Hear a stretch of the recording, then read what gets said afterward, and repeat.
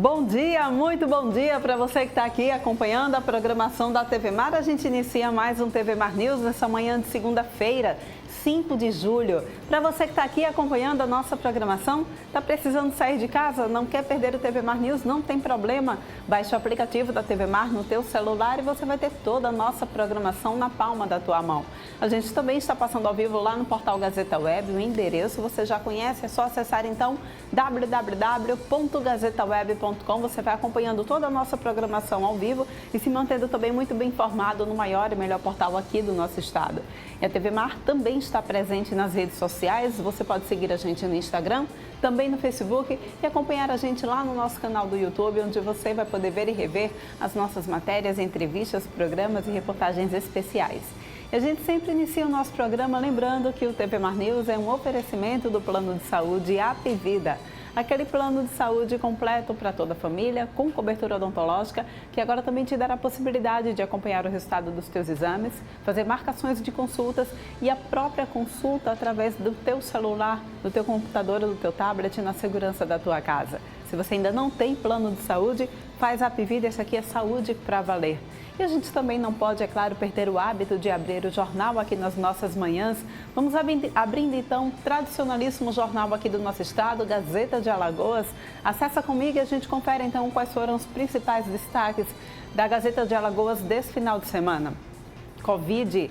640 gestantes foram infectadas e 19 morreram aqui em Alagoas.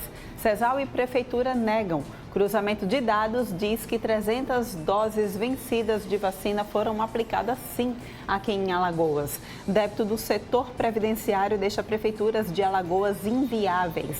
Alagoas Previdência tem 159 contratados sem concurso público. No editorial, dados e estudos comprovam nossa pobreza social. Patrícia, turismo vai apostar em desenvolvimento sustentável. Em Arapiraca terá sistema próprio de distribuição de água e esgoto. Com as chuvas fortes, Defesa Civil e Corpo de Bombeiros reforçam medidas e monitoram áreas de risco aqui em Maceió. Pois é, o inverno chegou, né? E a gente tem sempre essa oscilação de sol e chuva. Enfim, apesar da pandemia, serviços e comércio lideram criação de vagas de empregos. Os outros destaques é só então você conferir aqui www.gazetadealagoas.com.br, porque agora a gente vai ao vivo.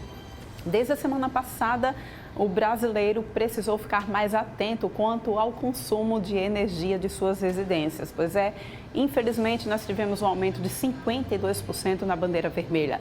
E a pergunta que fica no ar é, será que a gente vai reviver todo aquele apagão de 20 anos atrás? A gente joga essa pergunta então para Viderlan Araújo, que está ao vivo aqui, trazendo informações para a gente com a economista Luciana Caetano. Bom dia para você, Viderlan.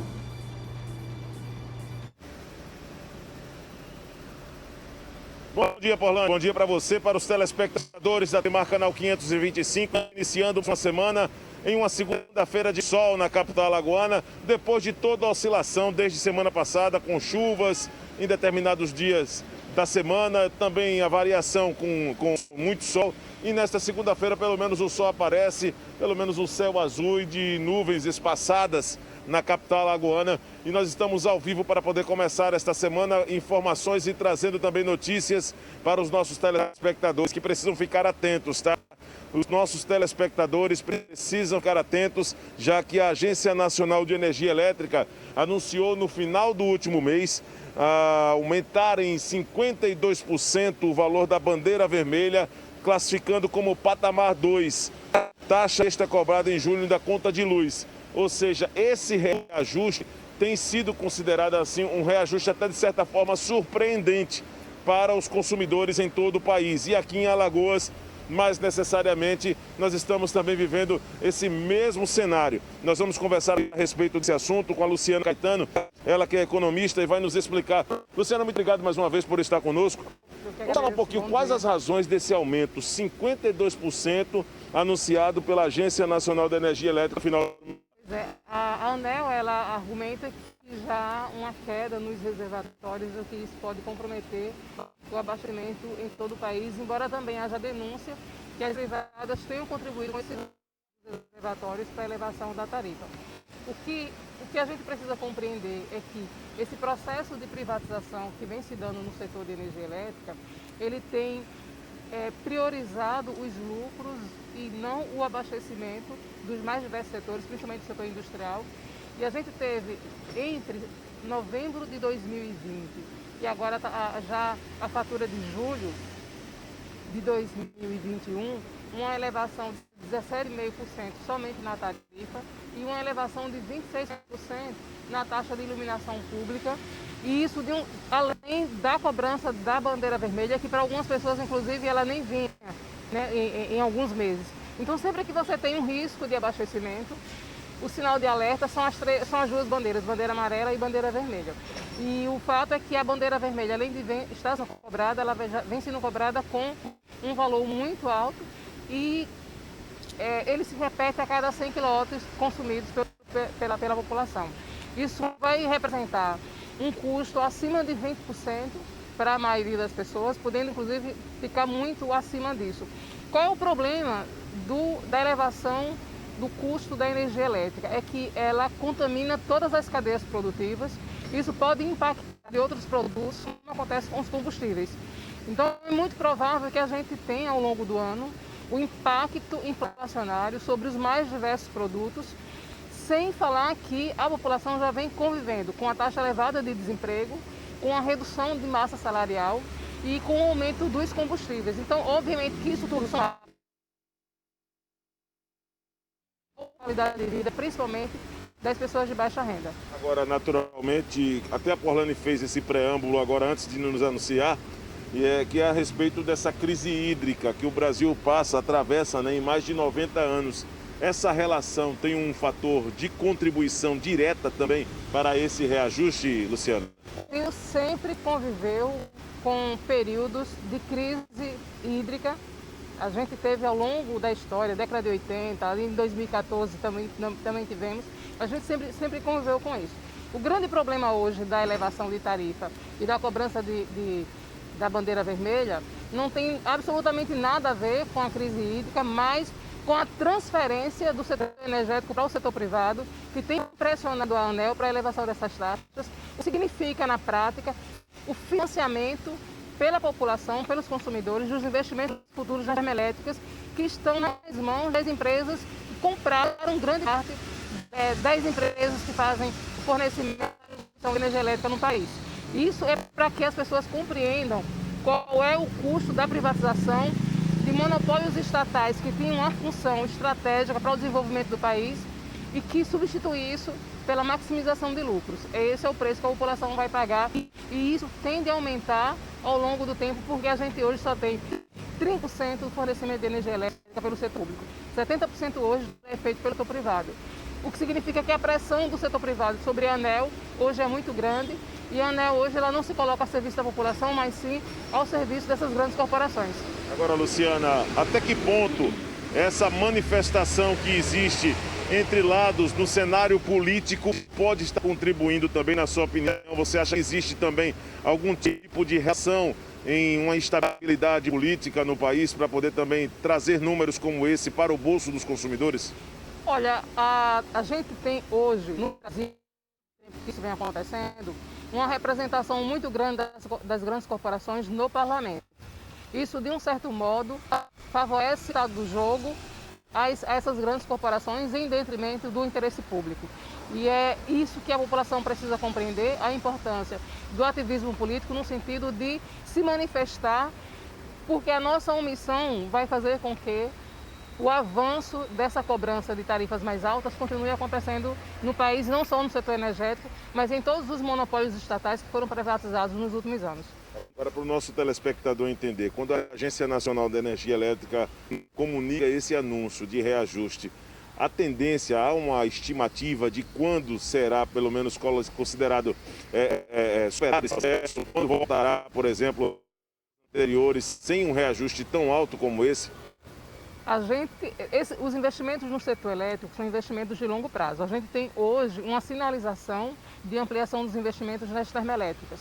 Inclusive, a cobrança dessa bandeira vermelha está sendo anunciado exatamente para o financiamento dos investimentos futuros nas termoelétricas, uma perspectiva de ampliar a capacidade de abastecimento. A questão é que o custo das termoelétricas ali é muito mais elevado do que o custo da energia elétrica que a gente paga hoje.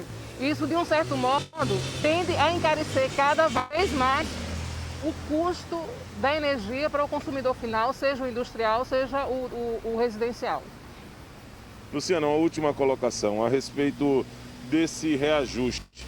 O nosso telespectador entender, teria como exemplificar quanto ficaria mais caro? Por exemplo, eu recebi aqui, através de nota da nossa produção, que esse reajuste bandeira vermelha patamar 2, pelo menos aí uma ideia, por 100 kW consumido, 9,49, ou seja, quase R$ 9,50, né, de reajuste, ou seja, que já vem de taxa cobrando, quase R$ 10 de taxa.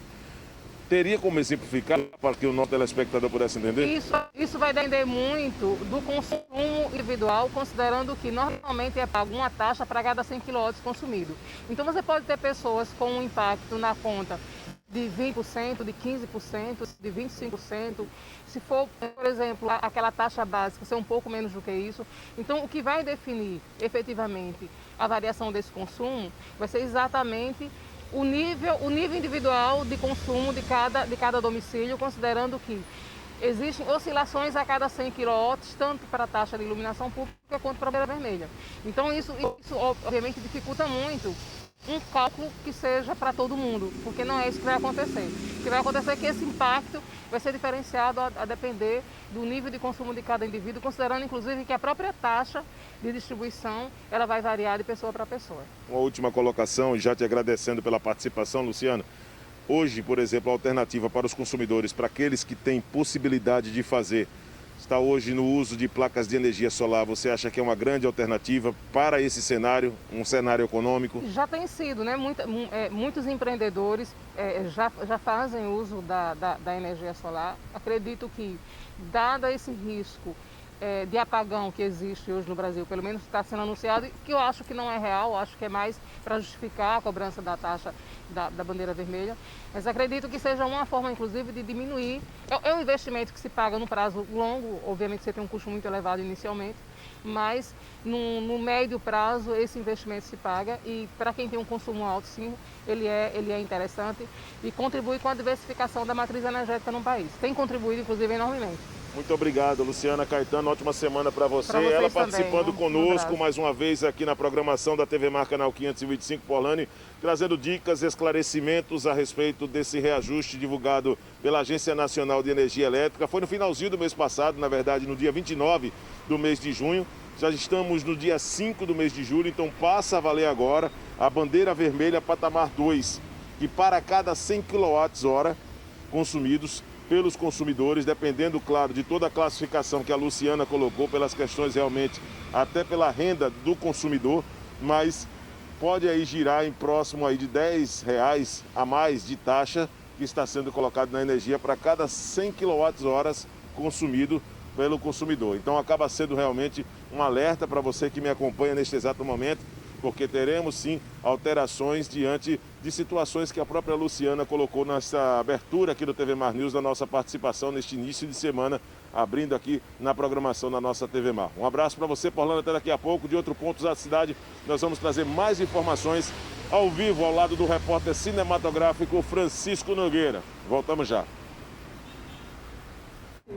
Obrigada, Viderlan, pelas suas informações. Daqui a pouquinho a gente volta a se encontrar então. E a gente estava falando sobre alerta em respeito do consumo da energia elétrica nas nossas casas. A gente continua falando sobre alerta, dessa vez alerta para conscientização sobre as hepatites virais, que a gente está em julho e nesse mês comemora então Julho Amarelo, que busca exatamente essa conscientização. Quem traz mais detalhes para a gente agora é Leila Tojal, que é presidente da Sociedade Alagoana de Gastroenterologia e vai conversar com a gente sobre esse assunto. Leila, bom dia, tudo bom? Seja bem-vinda aqui ao TV Mar News. Bom dia a todos, bom dia, Porlani. É um grande prazer estar aqui com vocês no seu programa, que é campeão de audiência, e informando a população que o Julho Amarelo é um mês dedicado a uma maior conscientização às hepatites virais, ao controle, ao combate às hepatites virais, ao tratamento das hepatites virais. Ao longo de todo o ano, a gente desenvolve campanhas junto com as secretarias estadual, municipal de saúde da detecção do vírus da hepatite e com esse diagnóstico, se possível, precoce, iniciar o tratamento o quanto antes. É muito importante que a população saiba que as hepatites, o tratamento delas é absolutamente custeado pelo SUS, tanto em termos de diagnóstico como em termos de tratamento.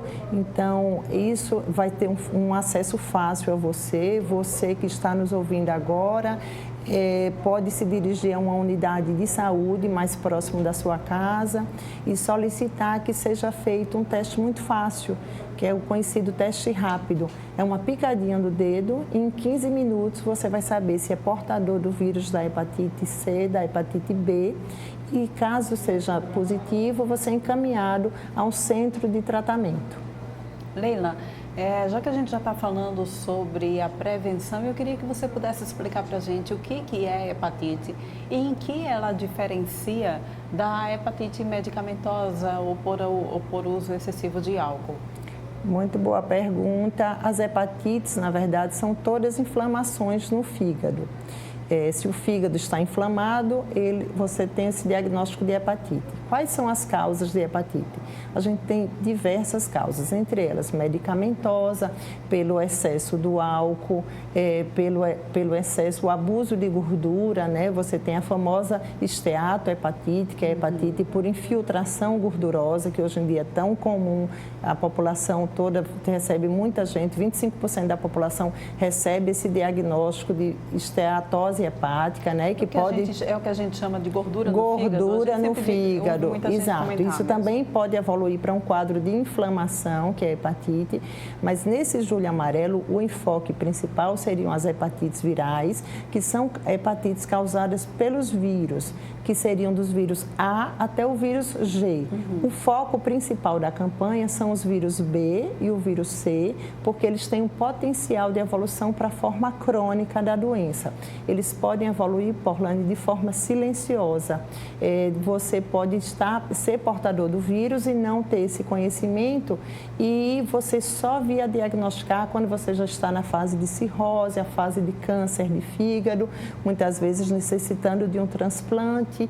Então, se acaso você faça esse diagnóstico precoce, esse tratamento vai ser eficaz e você vai evitar essa evolução. Uma coisa muito, muito importante que a gente tem que advertir a população é que a principal causa da cirrose hepática, do câncer de fígado no Brasil, é a hepatite C. E essa hepatite tem cura e tem cura de uma forma muito fácil. É apenas um comprimido diário com um tratamento de duração em torno de 3 meses e você está livre, você está curado desse vírus. Quem está nos ouvindo, que já realizou o tratamento no passado, sabe como o tratamento era bastante sofrido, eram injeções, o tratamento era pouco eficaz e 30 anos após a descoberta desse vírus, a gente tem esse progresso imenso, né, que é esse diagnóstico fácil, tratamento também de forma fácil, com um índice de cura extremamente elevado, se aproximando aos 100%. A gente tem progresso no tratamento e progresso também em relação ao transplante de fígado, inclusive aqui no estado, né? Eu queria que você pudesse atualizar a gente a respeito disso. Com certeza.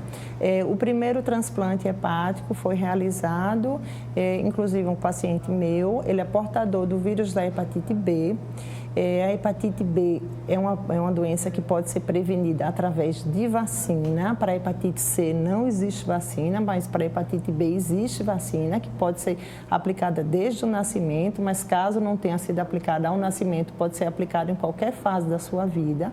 E essa vacina está incluída na campanha nacional de vacinação? Está incluída na campanha nacional de vacinação, deve ser aplicada no bebê ao nascimento, aos 2, 4 e 6 meses de vida, mas caso não tenha sido, em qualquer faixa etária, você pode procurar um posto de saúde e fazer essa aplicação da vacina, inclusive as pessoas mais velhas e tal, devem fazer, porque aí você previne uma evolução como esse nosso paciente transplantado teve, né, ele evoluiu para um quadro de cirrose, e uma cirrose descompensada, com a formação daquela água na barriga, e caso ele tivesse sido vacinado previamente, a vida dele estaria plena. Ele é um professor de educação física, então ele teve a sua vida interrompida, comprometida, em função de um vírus que tem vacina, que é prevenível, então não tem motivo para a gente não buscar isso, e até porque está na sua mão, está nos postos de saúde,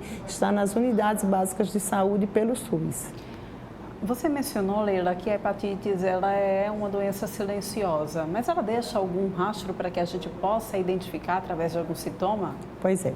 A maioria das hepatites, às vezes você tem aquela forma ictérica, por isso que é o nome julho amarelo, porque há um aumento das bilirrubinas e você fica com o olhinho amarelo, a urina escura, as fezes mais claras, mas isso é a minoria dos casos. Na maioria das vezes você pode sentir só pequenos sintomas digestivos, uma certa náusea, um certo mal-estar, dores articulares, mas uma coisa que pode realmente passar de forma silenciosa. Quando essa doença vai progredindo, aí você realmente começa a apresentar os sintomas mais graves dela, que seriam realmente os olhos bem amarelados, o edema de membros inferiores, a água na barriga, vômitos de sangue, quadros de confusão mental, isso tudo decorrente da progressão da doença. E Leila, tratamento você já disse pra gente que hoje é uma forma mais simples de se tratar, né? Mas como é que fica a questão da transmissão dessa doença? Tá. Eu me lembro na época, né, a minha avó dizia muito que era possível transmitir através de banhos de rio, por exemplo. Exato. Essa é uma das formas? Ótima pergunta. A hepatite A e a hepatite E, que são duas formas um pouco mais de hepatite mais branda, elas têm uma transmissão através de água e alimentos contaminados. E a hepatite A, existe vacina também para ela, que deve ser tomada aos 12 meses de vida e aos 18 meses feito o reforço. Mas algumas pessoas que não se vacinaram logo na infância, na primeira infância, podem receber essa vacina numa fase mais avançada da vida. E muitas vezes a pessoa se contamina através até de alimentos crus, como um sushi, como um alimento que não seja, não que os sushimens não vão cuidar disso, né? Claro que se for uma coisa com a manipulação indevida, né? A gente divulga e dá preferência realmente à alimentação rica em peixes e tal, nada contra isso, mas que seja feito tudo de forma limpa, né? Para você evitar a contaminação, não só disso, mas através de frutas, verduras, água que não seja bem limpa, que possa levar essa contaminação.